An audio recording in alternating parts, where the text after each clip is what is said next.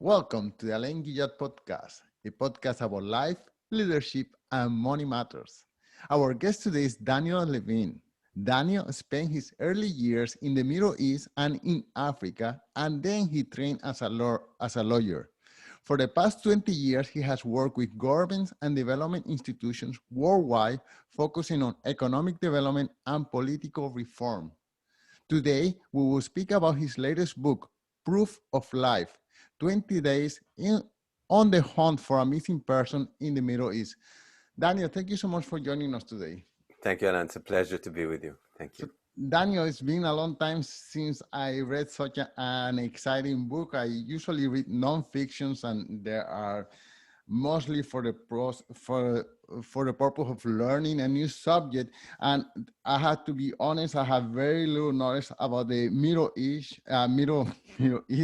So each page is a revelation, not only about your life, but also about the political upheaval going on there. So I'm just thrilled to read it.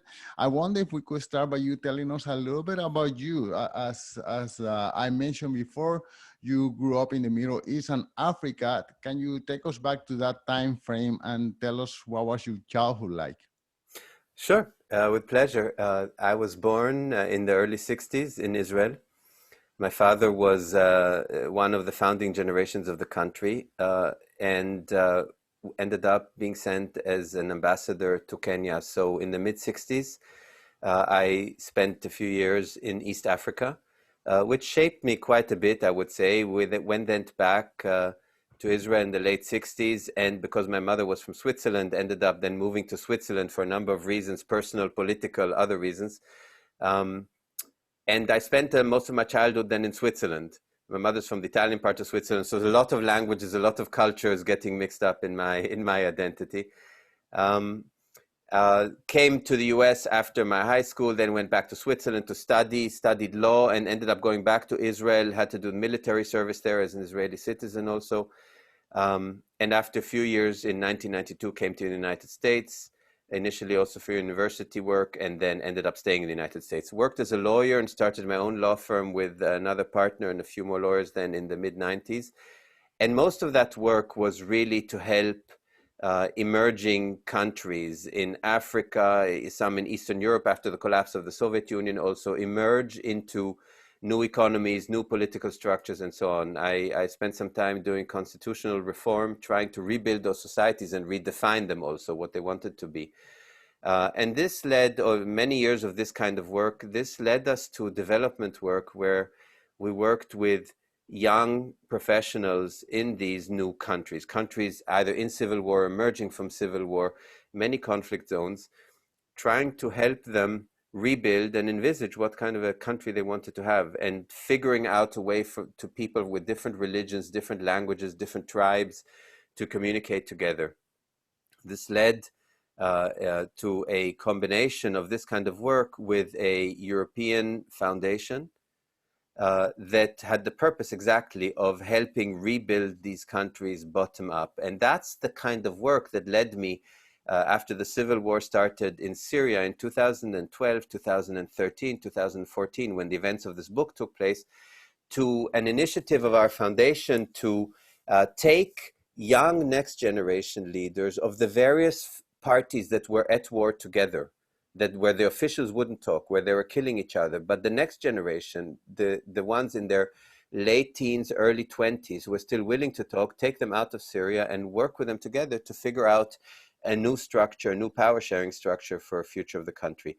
This was before everything got a lot worse in Syria with the Russian intervention. So things deteriorated after late 14 and in 2015 with the Russian intervention. But in those years, it was a fairly promising effort. And because of our presence there and the relationships in the region, in Syria, and in Jordan, Lebanon, in the Gulf, I was approached in a number of cases by either families or governments who had people who had gone missing, either had just gotten lost or were caught as hostages in the Syrian war. And this book describes one of those requests and those 20 days I spent trying to find this young man.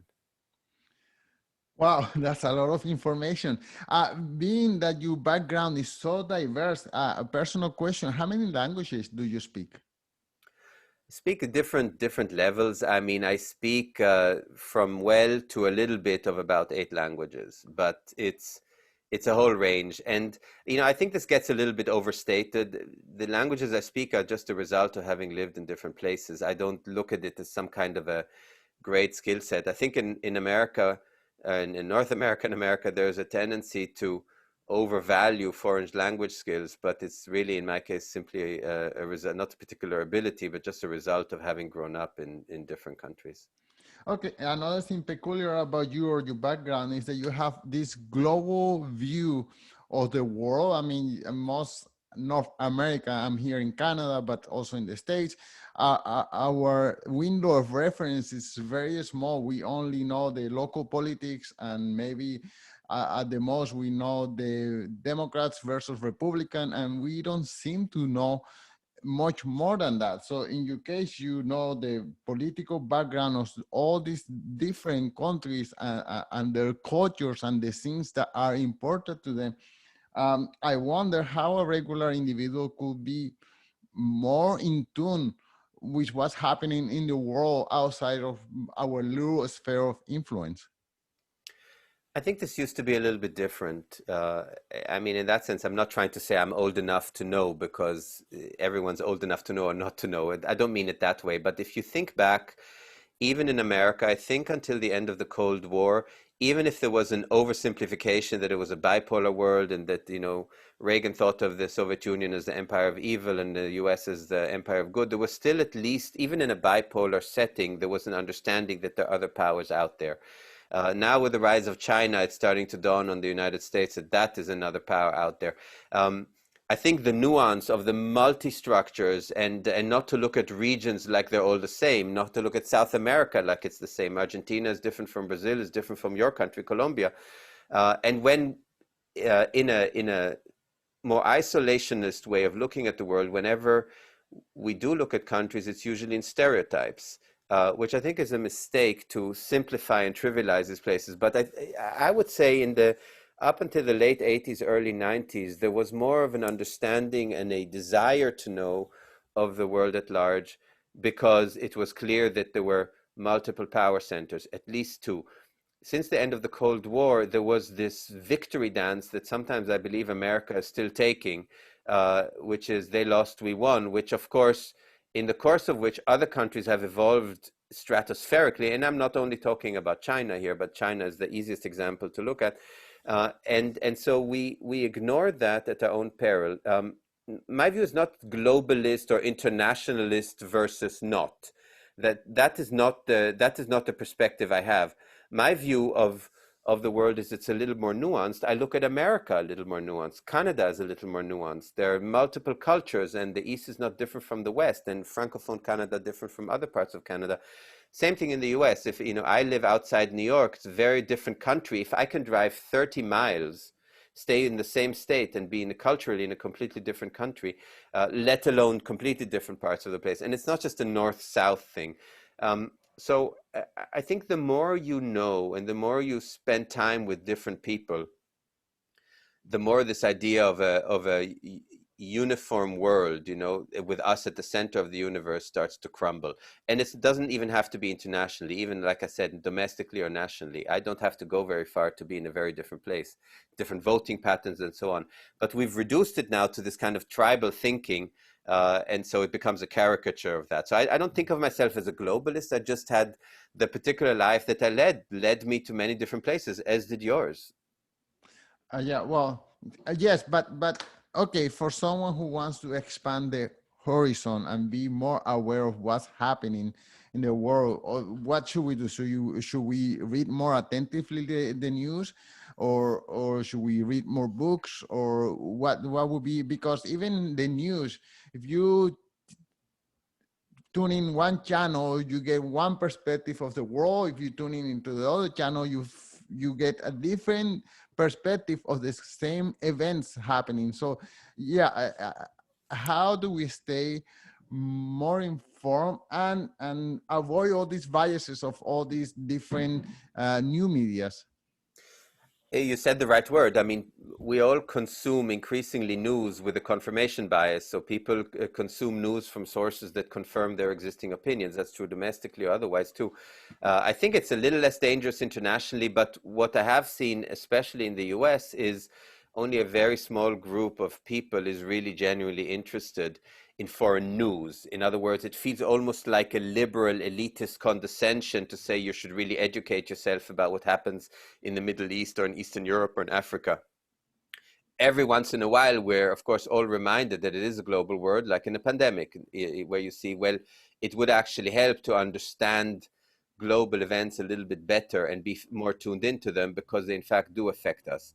But to answer your question more directly, and perhaps this is a shameless plug for the book, one of the reasons I wrote it is a desire to bring these types of conflicts and these kinds of experiences home. There's a viciousness to these wars that we all play a part in. And I'm not trying to make it a liberal versus conservative discussion, but even if you think the commercial aspect of the war, the supply of weapons to these wars, the support for particular parties in these wars, we all play a part on. People that we elect into office make decisions that impact these wars directly. So I wrote this book in that respect to bring this war here. Say, look, pay attention. It's just 20 days. It's just 280 pages. Look at what happens. Look at what this war does, and look at the money that can be made in this war by those who benefit. If you pay attention to that, it might change your perspective on whether this is your matter or not, whether you should care or not care. Yes, I think you should care, and here's why. Because if the suffering were in your backyard, it would devastate you. It's my attempt. It may not succeed, but of course, when you tell me it reads like a thriller, that's the point. It felt like a thriller, experiencing it. But I think if I wrote a book, the same length, some academic treatise about the benefits of understanding the war economy, absolutely no one would read it. It just wouldn't get any kind of attention. Writing it like that, it's not fiction, it's completely accurate, but writing it in this way and showing these fates, the hope is, of course, that people say, well, this is really pretty awful. How does it affect me? Is there something I can do? Should I change my perspective? Should I be a little bit better informed? Should I impact how I interact with my elected representatives? That's the next step. So it's just one block of information in this puzzle. Okay, I had to apologize. There will be a little bit of background noise on my side. Some construction people decided to build a hole. But okay, so now could you frame what's happening in Syria at this moment when you are asked to help recover this person? So Syria, this is 2014. There's a huge Islamist surge in the country. This is happening very shortly after the first awful beheadings in Syria, such as James Foley. It was an extremely difficult time. The whole war has been a difficult time, but this raised it to a whole new level. It was the rise in 2014 of the Islamist fighters, first the Al-Qaeda affiliate, Al-Nusra rebels, and then also ISIS, of course, that changed that aspect of the war radically, especially in the northwest of the country, which is where this person had gone missing. That was the reality there. The regime of Bashar al-Assad was really on the ropes. It was before the major Russian intervention, which happened in 2015. There had been chemical attacks. There had been the so-called red line that President Obama had spelled out, and then didn't really have consequences. There's a discussion whether the chemical attack was even carried out by the Syrian government or by militias trying to blame the Syrian government. It got very ugly very quickly.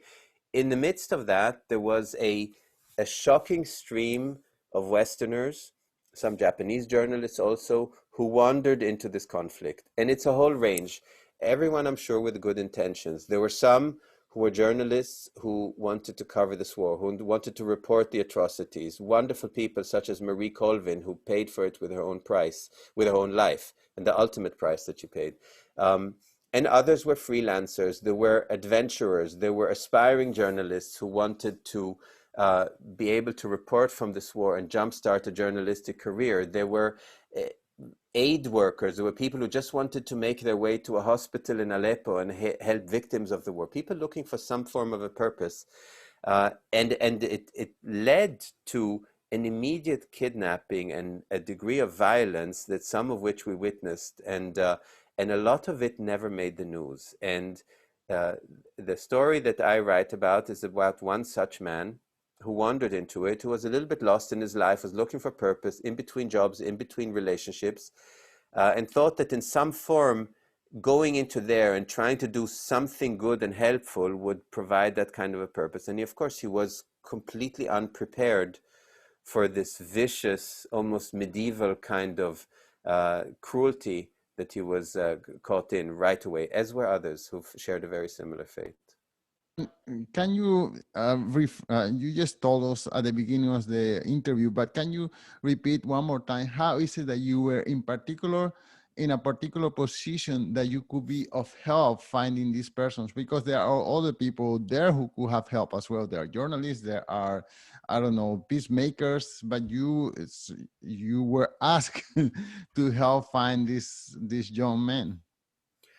It was a result of the work that our foundation had done there. So a lot of the people who had participated in our initiative, or their patrons, meaning the heads of their various, let's call them tribes, political parties, opposition or regime, were in positions of power. And because our work accessed those individuals, I got several requests, first initially just to find out whether someone was alive, whether there was any information, hence the title Proof of Life.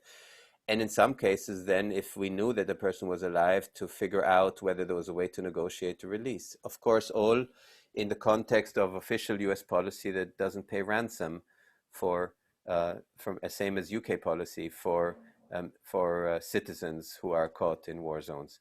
So it's a very complicated environment. There are others who are active in this area and who are asked. There's, of course, members of the intelligence community. There's some wonderful members of the intelligence community who have done, tremendous efforts in trying to secure the release. But there are, depending on who is holding a hostage, there are groups where traditional forms, the intelligence community, other journalists who are very rarely have any power in accessing anybody, and have to worry much more about getting kidnapped themselves, where they just don't have access to those kinds of groups. And in my particular case here, for this person, I did have access to it, or the assumption was I could try and gather some information. That's how this request came, as others have. Right. And so what were the steps that you took in order to, find this person? You ask around, you have sources. Yeah. What was the series of steps that you took? The first person I asked, someone I mentioned in my book called Khalid Al-Mari, that's his real name, a close friend who is a Saudi citizen who had to leave Saudi Arabia after falling out with the royal family many years ago, and who is extremely well connected, has worked with the various leaders and tribal leaders and religious leaders in the region. His mother was Syrian, so he had a strong affinity and network of relationships in Syria itself. And he was the first person I called and asked him if there was a way to get some information on this missing person. He did some investigating himself. He then summoned me to Istanbul and told me that this would be essentially a hunt. It's not that I could just connect with the person who holds him. It would be more complicated than that. He didn't know who held him, but that through several layers, I would get closer to the people who either held him or had that information. Again, my quest was not, I didn't think in any grand way that it's not a Mission Impossible or Jack Reacher or, Jason Bourne kind of story that I parachute into Syria and take this person out. What I was very modestly really trying to do is just find out first, is this person alive, and what information can we get? And so my friend Khalid in Istanbul told me that I had to fly to Beirut and spend the night with a very powerful individual in Beirut who could direct me to the next step. And it would be that kind of a hunt, which is from one step to the next step. And it led me from Istanbul to Beirut, to Amman. I stopped back in New York, but then to Amman in Jordan, to Dubai, before I managed to piece together all the information on what had happened. And what I was basically chasing in these days were the warlords and drug dealers who are making money on the trade in kidnapped people. I was trying to get to them, and once I reached them, I had to figure out a way to extract that information without either them knowing that I was extracting the information or without them obviously viewing me as a threat. So you talk a lot about the war economy, and something that I have never known anything about is just this drug called Captago. I think it's pronounced. I don't know. So what can you tell us about all this money laundering, uh, prisoners, sex, slavery, and this drug in particular? The drug you're referring to is Captagon. It's an amphetamine. Captagon, yeah. It's a synthetic amphetamine which is mass produced in laboratories in Syria and has created an amphetamine epidemic throughout the Gulf, the Middle East. In Saudi Arabia, it's a huge problem, and even in Southern Europe and Northern Africa now. Just massive tons of these little pills are being caught by customs officials all over the place. So you can only imagine if they're being caught, how many more slip into these countries. They cost almost nothing to manufacture. By the way, many wars have amphetamines that are being produced. Obviously, drugs, as you know, any which way behind many wars, but even just this element of amphetamines, it's part of the trade, and in some cases also part of what is fueling many fighters. It's not a new thing. It happened in the Second World War with a lot of the German troops who were using their amphetamines called pervitin. This is not a new phenomenon. But what was fascinating, and I had never seen anything of these proportions, was that the individuals, this particular drug lord that I had to find to get to extract the information from, was the same individuals manufacturing and trading in the drugs, who were kidnapping young girls from villages in Syria and selling them into sex slavery in the Gulf. They were the same people who were distributing UN medication and blankets and waters. They completely controlled every aspect of the economy, and they did business with members of the regime, and they did business with members of ISIS. For them, there was absolutely no ideology. I'm not saying there aren't people in a conflict who have ideology that's driving them. There certainly are.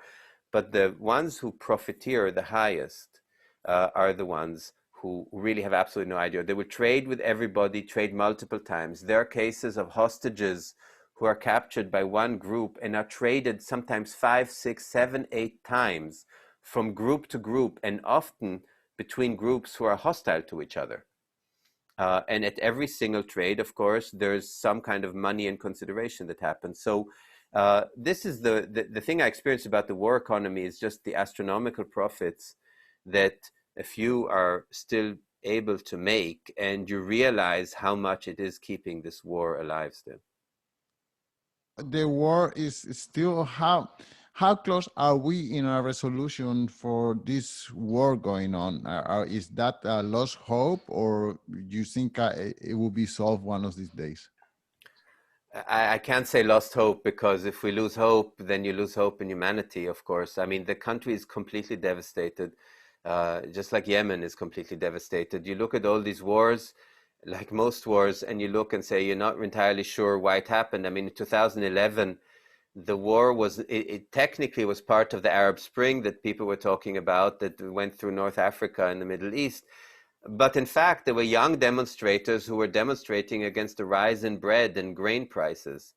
And it stands to reason that if the regime had not reacted with this unbelievable brutality, probably also a result of the insecurity of the current president, it might have taken a different direction. But it exploded with this unbelievable violence against children, 12-year-old boys who were beaten to death who sprayed, we want lower bread prices, or free Syria on a school wall, and were beaten to death in a police van. That's how this war exploded, with this unbelievable violence. I can never say a war is hopeless. I would stop doing what I do if I felt that way and hide somewhere. But what I do believe is it's hopeless unless all the outside parties decide to end it. You've seen some changes, for example, in Libya, which happened in part because outside parties said, we're going to try to end it. It's far from over, and the same parties who are claiming they want to end it, even today in Libya, are still violating the UN weapons embargoes and smuggling weapons into Libya. So it's not like I'm an idealist about this stuff. In Syria, that hasn't happened yet. There isn't that consensus. Just yesterday, the Russian mercenary group, the Wagner group, signed a new oil deal in Western Syria. Everyone seems to have such a powerful vested interest. And of course, the price being paid for this war is by the Syrians themselves. Now, in Libya, one element I think that European powers were really keen on finding a way to end it was that there was a never-ending stream of African refugees coming via Chad through Libya into Europe, Italy and southern Spain. And so I think that those are members of the European Union who were quite forceful about finding a solution to create a hermetic seal for those refugees. I doubt that's going to happen, even in a pacified Libya. That's part of the reasoning. You would hope the same incentive would exist for European powers in Syria, which is the stream of Syrian refugees, Iraqi refugees, Afghan refugees flowing into Europe has changed the landscape, the political landscape in Europe too. You've brought right-wing governments to power. You look at Hungary, you look, I mean, Poland, there are several countries, obviously, we can talk about.